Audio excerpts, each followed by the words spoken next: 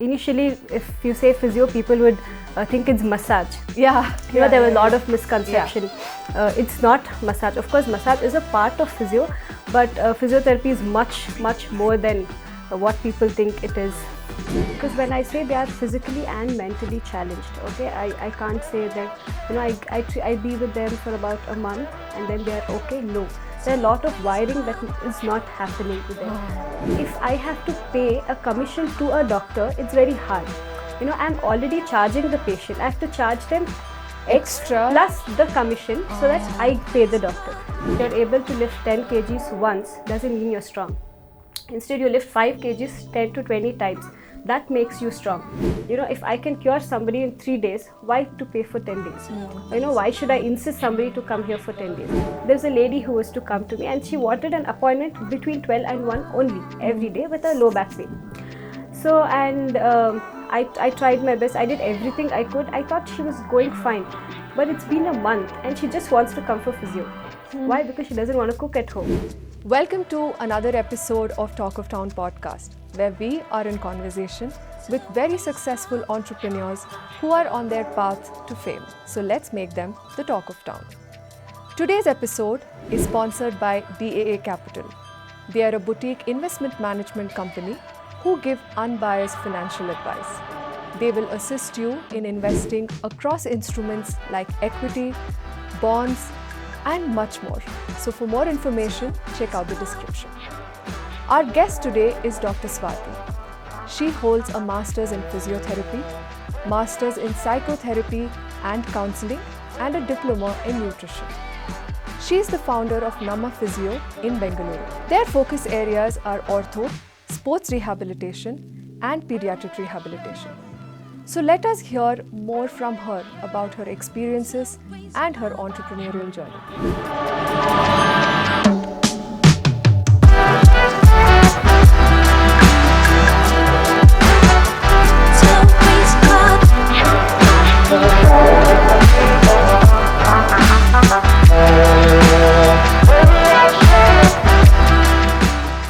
Dr. Swathi, welcome to our podcast. Thank you. So let's get straight to the question that I have in mind. I just feel in today's world, there's so much focus on health and fitness. And also we have a different scenario when it comes to sports with your IPLs and leagues coming on. So there is a very immediate requirement for physiotherapists because I think injury is a very natural thing to happen. Now, if somebody wants to pursue it, what is the career path after your 10th, 12th? What do you normally pursue to take on physiotherapy? So physio, basically it's after 12th. Again, just like how you go for engineering and medicine, you can write your CET and get into any physiotherapy colleges. Again, it has its own pros and cons.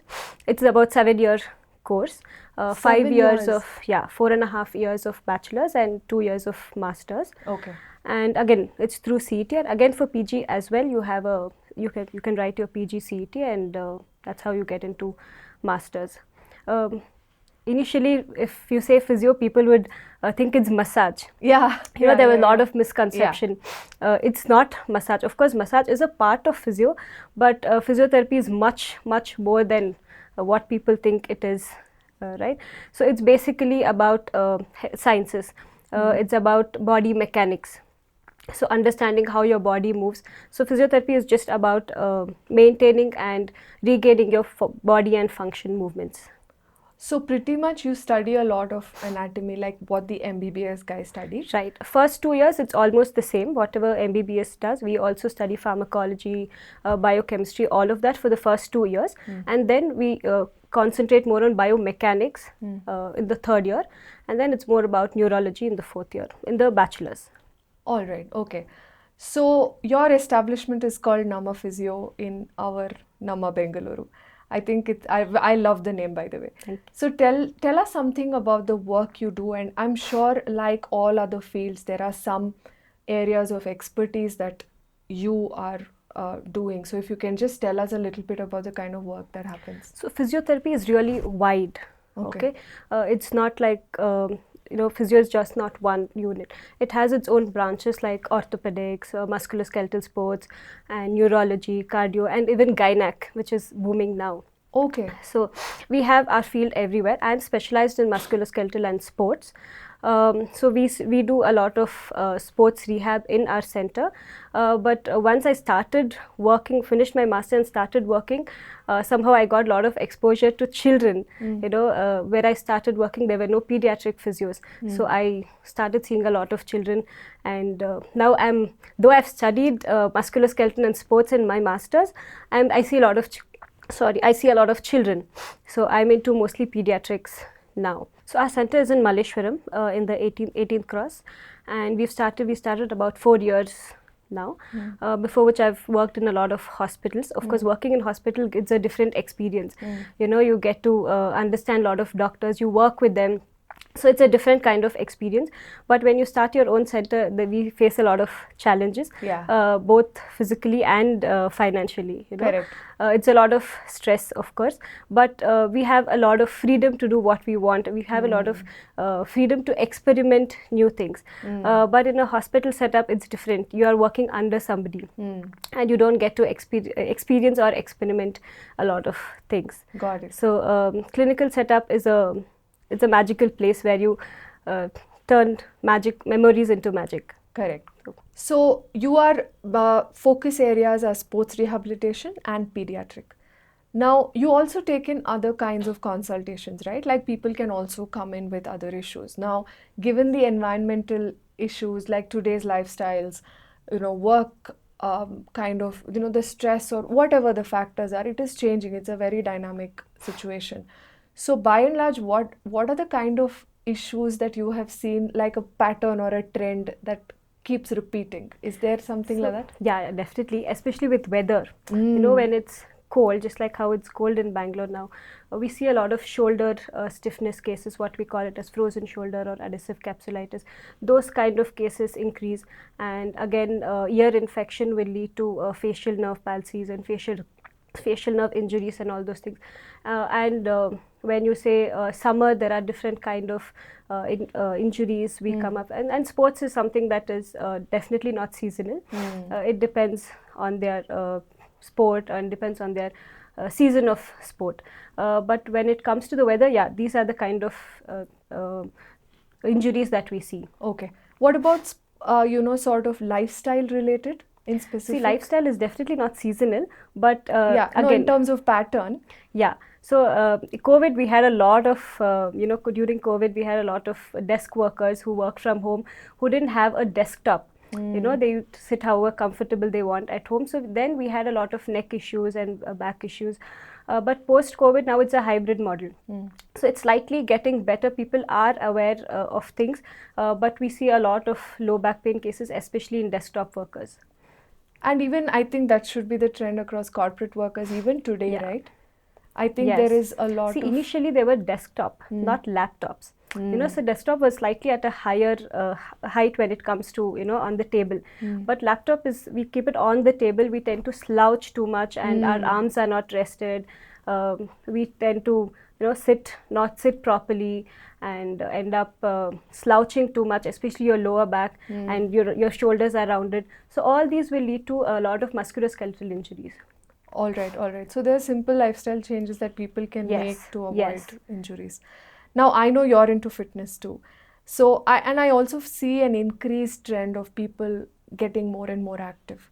But I feel there is very less information out there to towards preventive sort of health, like what can I do to avoid injuries, right? So what is your take on it? What are some of the things people can do to avoid injuries, or what are some of the common mistakes people are doing? They're active, but they're ignoring some aspects. So what are those? So if you talk to somebody, they say, I cover about 5,000 steps in a day, 10,000 steps in a day. Yeah. But it's their job. Probably if you ask a construction worker, he'll be walking around in his job. So that they'll consider as their steps, for example. Or you talk to a housewife, I do a lot of household work and I think my life is sorted, I'm physically fit. That's not how it works. When you say you cover about 5,000, 10,000 steps in a day, at least of which 5 to 7,000 should be a continuous one.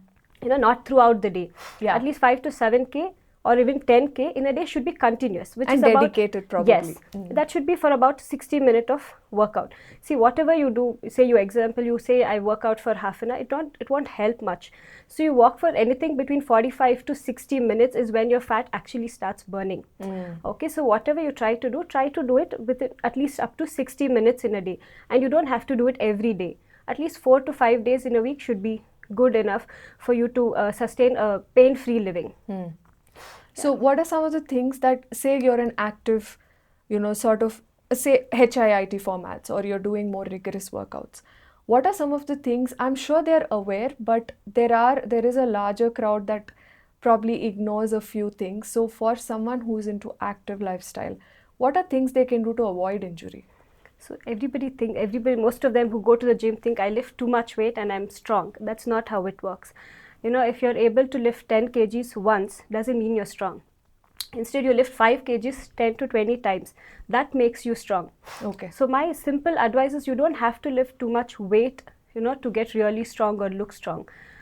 More number of repetition definitely helps, which will also prevent you from injuries rather than showing off and lifting too much weight. I'm able to do about 100 kgs of deadlift. No, it's not necessary for your body. Okay. You do about 20-25 kgs. It's more than enough and sufficient for you to sustain a pain-free living. So you don't have to lift too much weight. Your own body weight is sufficient for you to get going and be healthy. Right, and also I think warm-ups are a little bit neglected. I think that's the right word. Yes. Because I feel like I'm into sort of, I lead an active lifestyle, and there are days when warm-up seems boring. So I think warm-ups are also a very important part of a regime. In fact, warm-up helps you prevent injuries. They say prevention is better than cure. So warm-up is definitely going to help you prevent injuries. So we say you've walked and come, and then you say, okay, I've walked to the gym, so that's a warm-up. No, it's not. Say, for example, you're doing your shoulder workout. You need to tell your shoulder that I'm going to stress you for X number of minutes, so I want you to be prepared for it. Say you're doing a chest press. Do a chest press as a warm-up without weights. That's a simple warm-up. You're preparing your muscles and your body to know what's going to happen for the next half an hour, 45 minutes. Okay. So preparing is much better than just going and shooting for it. Say, for example, there's a suitcase. I'll ask you to go pick it up. I'm going to tell you it's a very heavy suitcase. Just go pick it up. So you're mentally and physically prepared to pick up something really heavy. Okay. And when you go pick it up, it's an empty suitcase. You get a jerk there. Because you're prepared for something else and something else happened. So this is what happens in a warm-up. So if you prepare your muscles, your body knows what's going to happen. So it will prevent you from any sort of injuries. Got it. So warm-up is nothing but preparing yourself for the workout.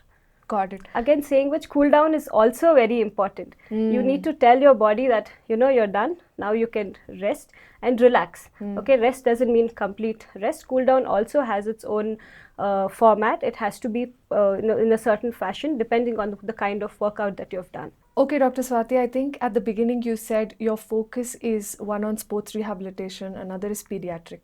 Now, can you tell a little bit about pediatric rehabilitation? Like, it's unheard of. So what are some of the common things that people come to you for at Nama Physio? So we have wide range of cases. Most common is cerebral palsy, what we call as CP cases. Again, there are a lot of things in CP itself. But at Nama Physio, what I want to emphasize is we charge very nominal for children. Okay. Because when I say they are physically and mentally challenged, I can't say that I be with them for about a month and then they are okay. No, there are a lot of wiring that is not happening with them, and there are a lot of things that I need to work on them. Again, both physically, mentally, and with the parents as well. So if I don't charge them nominal, they'll have to be with me for at least a year or two, more than that. Right. Charging exorbitant will not suffice for them as well as for us. Also, they'll have to send their children to a different school, a special abled school. Which is probably more expensive too. Yeah, so they're not affordable for those things. So at Nama Physio, we make sure that we charge really nominal so that they stay with us and I help them. Again, Of course, if I see it in business perspective, it's a different ball game. But because I'm into service, this is what we can do to the society. And those who have a BPL card, you know, we have a trust as well. So the trust pays for them. So of course we have a beautiful setup just for the children. You know, they have a nice colorful environment and a lot of toys for them which will keep them focused. And yeah, this is what we focus on in Nama Physio for children. Okay, so that's unheard of. That's why I wanted you to lay a little bit of emphasis there. Now shifting back to lifestyle and in general, there is now growing need for, you know, working out, and there is still a large population that is not able to work out or not be active for many reasons. You know, maybe work from home, no time, you know, all those reasons. So what do you recommend they include in day-to-day lives that they can immediately access to stay active? So to stay active, you don't have to go to the gym alone. Okay, just a small room, your own house, your own working environment is much more than anything is required. You know, simplest thing, walking. As I already said, walking is the best exercise anybody can do. Walking has its own workouts. You know, you can do a lot of workout in walking. Say you have only 1 hour in a day, so that is more than enough to keep you fit. So I'm not talking about distance or the speed that you do in walking. Just about 60 minutes of any kind of physical activity, out of which walking is the simplest one. At home, there are a lot of exercises that you can do. Lifting weights alone doesn't mean it's going to keep you healthy and fit. Yeah. So doing your own body weight training, I do a lot of online sessions. So I don't expect people to, you know, buy weights and keep it at home and that's how I'm going to help. No. Just your own body is more than enough to keep you healthy and fit. And eating right makes a lot of difference. You know, diet and workout, physical activity goes hand in hand. You eat a lot and then you say, I'm not getting fit or I'm not losing weight, doesn't make sense. So they both go hand in hand. You eat right and you do what's necessary as a physical activity, that is more than enough to keep you healthy and get going. Right. I think it's a mindset shift, right? Like there needs to be that thing inculcated in your lifestyle. So that brings me to the next question, which talks about supplementation. There is a lot of myth also around it, right? Does one really need supplementation? It depends. So we do take supplements. Say if your vitamin B12 is less, you take shots, and D is less, you take shots. There are all supplements which a doctor prescribes. Okay, most of the time a dietitian prescribes you protein or whatever supplement for that matter. But you should know how much quantity is required for you, or is it really necessary? And you know, the major myth or what we commonly see is the protein. Yes, especially gym goers. Yes, and there are a lot of misconceptions saying if you take protein powder, you know, you'll end up in a very serious life threat and all of that. Not really. Okay, it depends how much is required for your body. Protein is acidic in nature. Okay, if you take protein supplements, you need to compensate it with a lot of water. That's which most of us neglect doing it, and that's why you end up in a lot of, you know, life-threatening issues or injuries or situations. So drinking a lot of water makes a lot of difference when you're taking protein supplements. So again, when I say supplement, it needn't have to be a protein powder. Especially for vegetarians, we don't get enough protein, enough food. So inculcate a lot of pulses. You know, they say I eat dal, dal is protein. No. Of course, it is protein, but it's not sufficient. Not sufficient. Especially if you're into physical activity, you're doing an hour of physical activity in a day, and you just, which is intense, or mild to moderate to intense, and you think dal will subside? No. Because during those physical activity, there'll be a lot of muscle fibers would have torn. They are tired. You need to help the muscles recover. So for that, protein is necessary. That's all.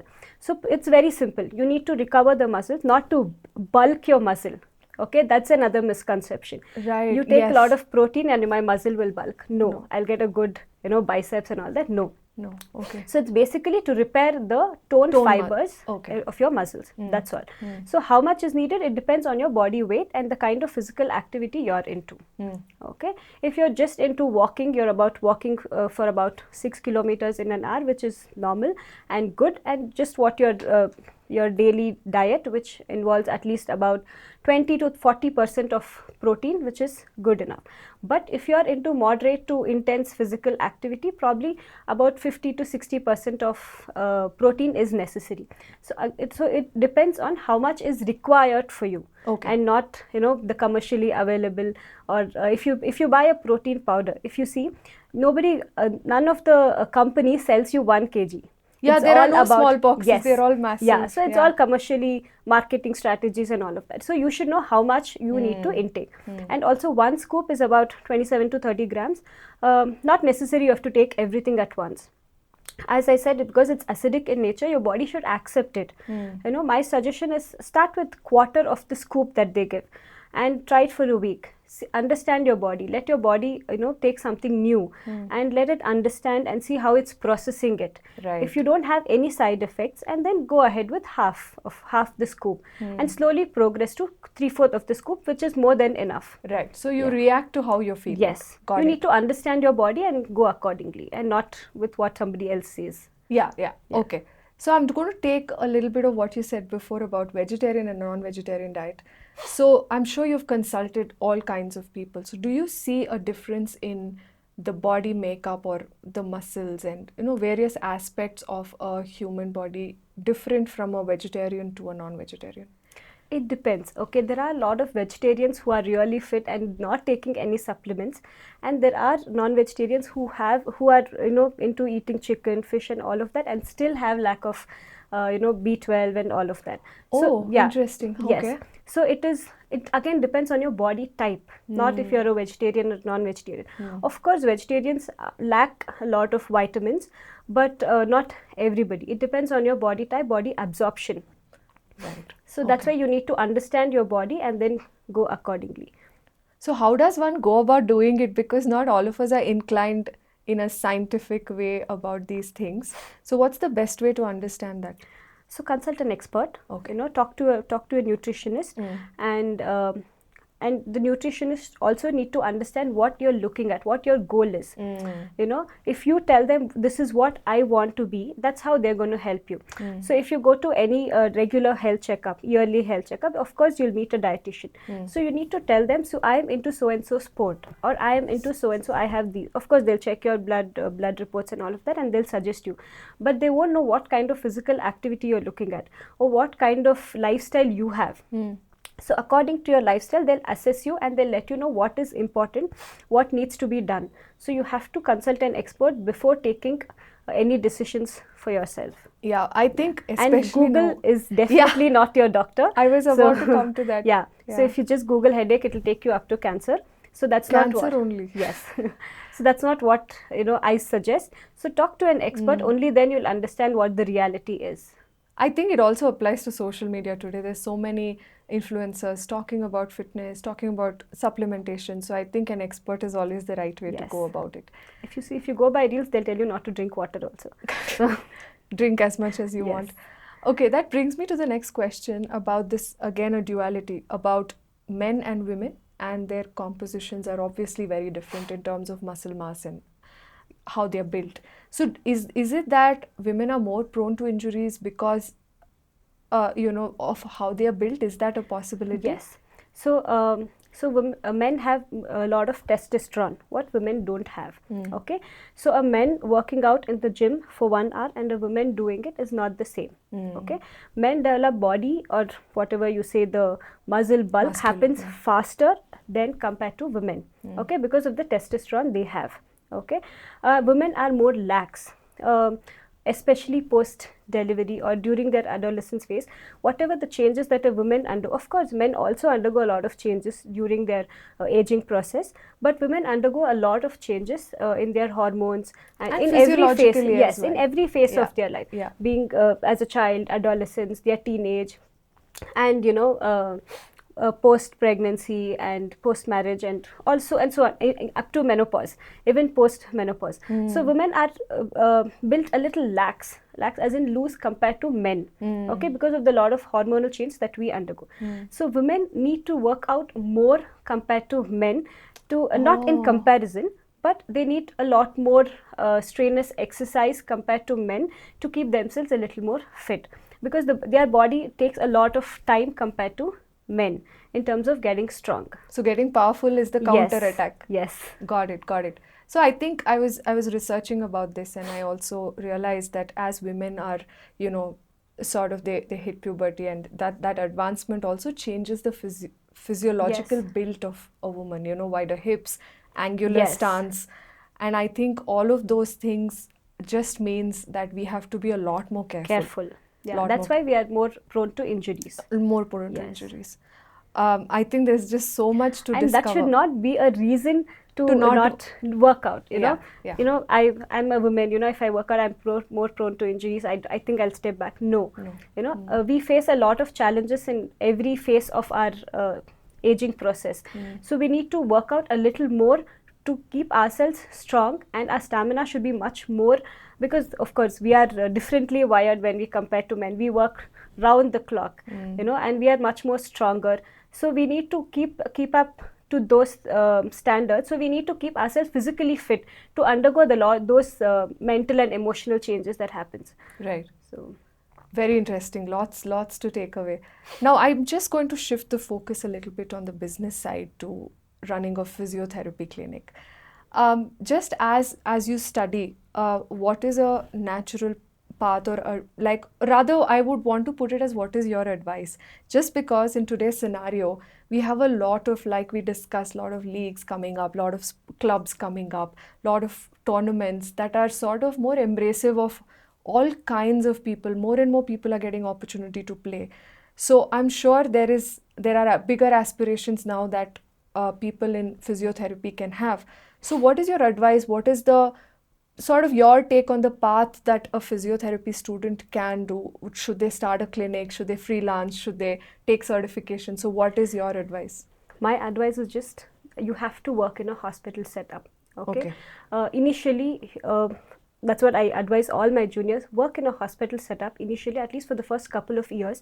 You need to understand medicine as well. You know, when you work in a clinical setup, of course your exposure is more, but you don't get to meet the consultants personally, right? So there are a lot of medical aspects to it. You need to understand a bit of drugs, what drugs act how. So all that happens when you work in a hospital. So when I was working in a hospital, we get to go in rounds, with the consultants, so we'll understand things better. So what medicine is acting and how, what time they have to take, all those things you will not learn in a clinical setup, right? When you jump from the college to a clinical setup, there are a lot of things that you need to learn. So instead, work in a hospital setup, understand things better, and in a hospital setup you'll be under umbrella, so you'll know if someone to guide you. Yes. So you need that in the initial phase.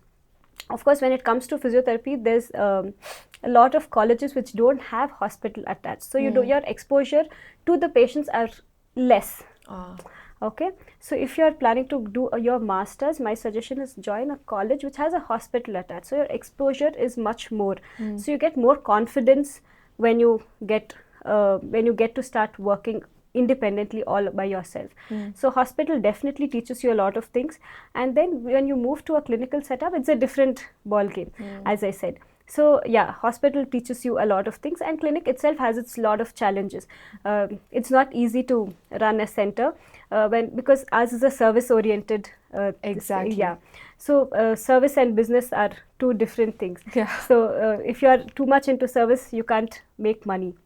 If you're into too much money, you can't succeed in what you're doing. Service, right. So there are a lot of ethics that you need to follow. So again, at Nama Physio, we don't force patients to, you have to come for 10 days. That's a norm. If you go out, most of them say you come for 10 days, pay for 10 days. That's not how it works. If I can cure somebody in 3 days, why to pay for 10 days? Why should I insist somebody to come here for 10 days? Got it. So I would always suggest pay one-on-one. You see, I'm sure that I can do it. I can help you in the next 3 or 5 days. So yeah, at Nama Physio, we focus on those things. We don't insist on people, you have to come for X number of days. Yeah. So what about people who have aspirations to be probably RCB's physiotherapist? Like, what's the path? Sorry, I didn't get your question. So if RCB, RCB is like the So it's a fancy world. Yeah. Okay. Of course, you learn a lot on field, but you need to have some amount of expertise before you get into on field. You need to learn how to react to sudden situations. You need to take instant decisions, which might, you say, for example, a player, he's just fallen. It is your call. You should be in a state to tell them, okay, you can continue play or not play. So your call makes a lot of difference. So it needs a lot of expertise when on field. Yes. I'm guessing. So it should not say, for example, he feels that he can play. Of course, any sportsman, for that person, he tells, okay, I think I can continue. But it's your call. So you need to be really into the topic or into the phase to understand what's happening, and that's how. But it's not easy. That's also definitely challenging. Because are there specific certifications to get through? Yes. There are a lot of the Sports Authority of India. They do a lot of courses for which, and it really helps to get into such professions. Okay.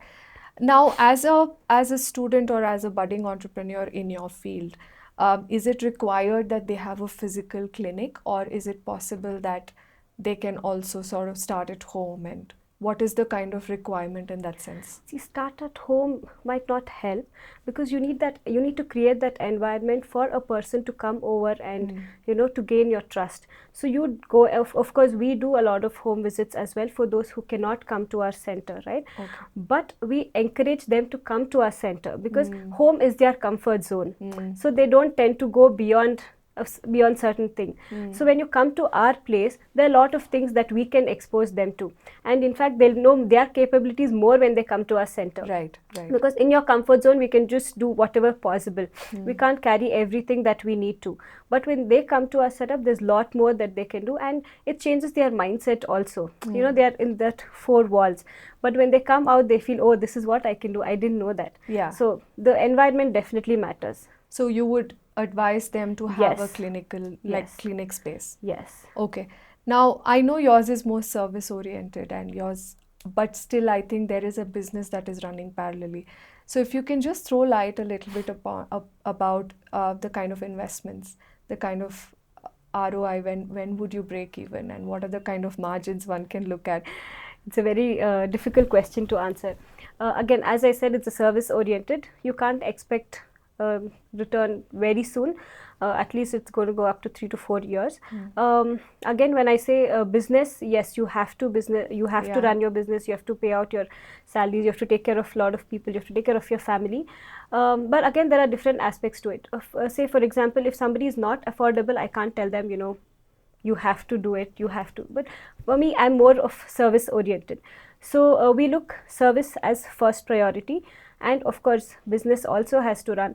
I'll just give you an example for it. Okay, as I told you, children, yes, I can't charge them. So that is more of service. There's a lady who was to come to me, and she wanted an appointment between 12 and 1 only every day with a low back pain.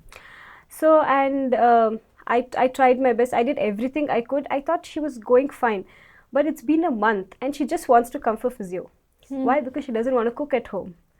There are people who are okay to spend, but they just don't want to be at home. What are you saying? Yeah, wow. I see a lot of such cases. Okay. So I'm like, I mean, of course, it's not my ethics, but so I turned her into strength and conditioning. So I motivated her to come for this rather than complaining of low back pain.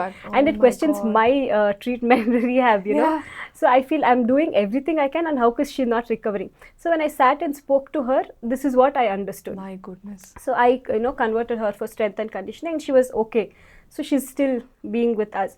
So of course it depends on what their mindset is, but ethics is what is very important. Wow. So you're dealing with a physical ailment and these emotions also. A lot of psychosomatics involved here. Okay. Yes. Okay. So as an entrepreneur, what are your top 3 advice in the physiotherapy industry? First is, don't go behind money. Wait for it. Just do your job and money will definitely follow. Second is, think always about holistic approach. If you don't know something, it's always okay to talk to your senior or talk to your consultant. Okay. You should never look down upon, okay, what if I ask them, what will they think about me? No, it's always okay to say, for example, there's a case and I'm not sure what I have to do for them.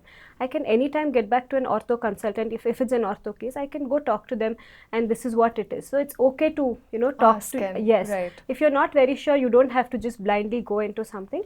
It's always good to discuss, and there's no ego. All you have to do is good to your patient. That's all is needed. And most importantly, again, don't go behind money. Don't convince somebody saying, you send me patients, I will do so and so for you. Commissions. So let's not go behind that. Okay. Let's have a healthy approach from any consultant to a physio. Let there be a good relationship, and that's how it should go. That's how you'll sustain for a long time in the industry. Right, right. Now, finally, before we end, what is that one biggest learning that you have got as a business owner, not as a physiotherapist, but as a business owner? What is that one big lesson that you've learned in your career so far? In my business, if I have to say, I don't talk about money to the patients myself.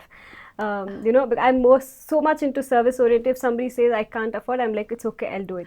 So that's the biggest lesson I have learned. I leave it to my front desk team. Let them do the job so that my business also runs. Your focus is on... Yes, focus is only on service. They'll do their job. Please go talk to them. I think that's the biggest lesson I have learned. Otherwise, I'll end up just doing service and not my business. So that's how I learned to, I have to do my job and let them do theirs. Superb. I think a lot of takeaways, lot of enlightenment about physiotherapy itself. And I'm sure for the budding entrepreneurs and people who are planning to start their setup, there's a lot of takeaway from this conversation. Thank you so much for your time, Swathi. Thank you. I really hope it helps. Thank you. Thank you.